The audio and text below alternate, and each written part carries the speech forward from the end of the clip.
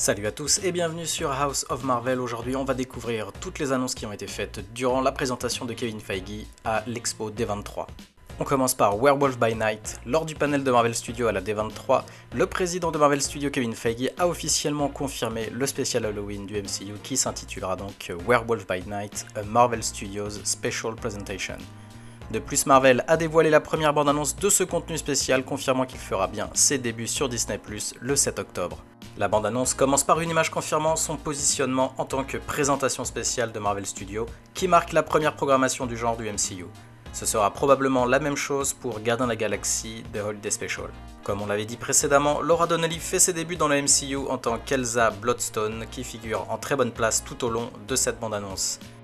Elle est connue comme l'une des chasseuses de monstres les plus en vue de Marvel, ce qui la conduira probablement à se retrouver face à face avec le loup-garou de la série. Ironheart.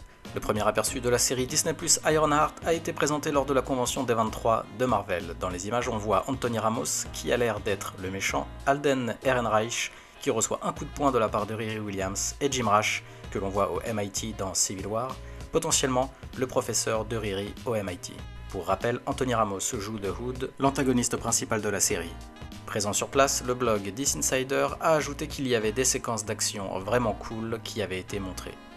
Les mentions multiples de The Hood, joué par Ramos, sont un signe prometteur pour les fans qui souhaitent un méchant tout au long de la saison. Dominic Thorne fera ses débuts dans le MCU en tant que Riri Williams dans Black Panther Wakanda Forever en novembre. Et il sera fascinant de voir comment Black Panther 2 met en place cette nouvelle aventure MCU, on a vraiment hâte. Armor Wars. Don Cheadle est monté sur scène pour confirmer qu'Armor Wars est officiellement en cours de production et que le tournage commencera l'année prochaine. Désormais confirmé comme une série de 6 épisodes Disney+, Armor Wars se déroulera juste après les événements de Secret Invasion. Enfin, un nouveau logo amélioré avec des allusions au Arc Reactor de Tony Stark a été dévoilé sur scène. Ce qui nous conduit de parler de Secret Invasion, car on a pu voir la toute première bande-annonce officielle de la série. Les images présentaient notamment un premier regard sur le personnage d'Emilia Clarke. L'actrice connue pour son rôle principal dans Game of Thrones fera ses débuts dans le MCU dans la prochaine série Disney+.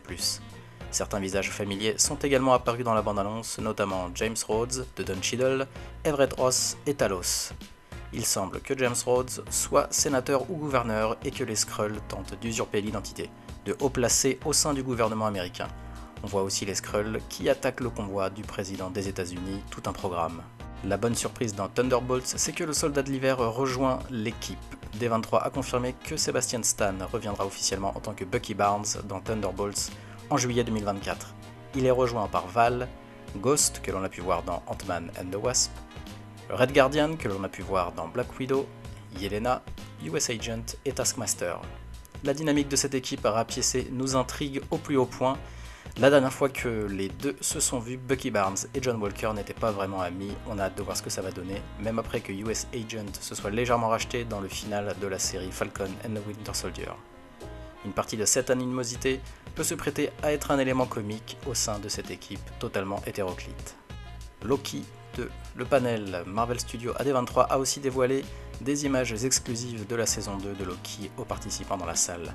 Selon les descriptions des images, on peut voir Loki déchiré à travers le temps, disant « J'ai vu des choses terribles et affreuses ». Le personnage joué par Tom Hiddleston voit également un mur recouvert de décorations Kang avant de dire « La guerre est en route ». Le TikToker très connu Matt Ramos, présent dans la salle, a révélé que la saison 2 de Loki montre le personnage essayant d'avertir tout le monde de la guerre à venir avec Kang. Il dit aussi que d'autres images montraient une ambiance effrayante et un Loki vu en train de dévoiler le visage de Kang derrière un mur à la TVA. De plus amples informations sur cette scène ont été révélées par Eric Voss, aussi présent dans la salle, qui a tweeté « Il y a aussi un plan où Loki cisèle une peinture murale des Gardiens du Temps pour révéler un mur de visages géants dorés rempli de variants de Kang. » Daredevil et Wilson Fisk apparaîtront bien dans Echo. Dans de nouvelles images d'Echo montrées au public à D23, les autochtones sont montrés en train de botter des fesses aux côtés d'Echo joué par Alaqua Cox. Il montre également Echo regardant ses mains brillantes dues à une sorte de pouvoir, mais aussi un bref aperçu de l'apparence de Charlie Cox en tant que Daredevil dans la série. Enfin, de nombreux flashbacks historiques sont montrés et les images se terminent par un aperçu de Wilson Fisk joué par Vincent D'Onofrio, portant un cache-œil suite à la balle reçue et tirée par Echo à la fin de Hawkeye. Les premières images officielles de The Marvels ont été aussi révélées. La bande-annonce a dévoilé que Kamala Khan avait en fait échangé de place avec Monica Rambeau et non pas Carol Danvers.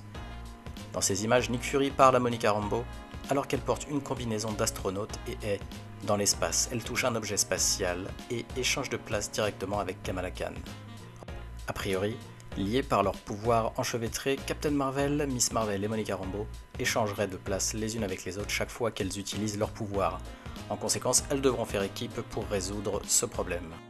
Et malheureusement, le grand absent de cette présentation, c'est les 4 Fantastiques. On a juste eu la confirmation, comme on vous le disait dans nos précédentes vidéos, que le réalisateur sera bien Matt Shakman, le réalisateur de WandaVision.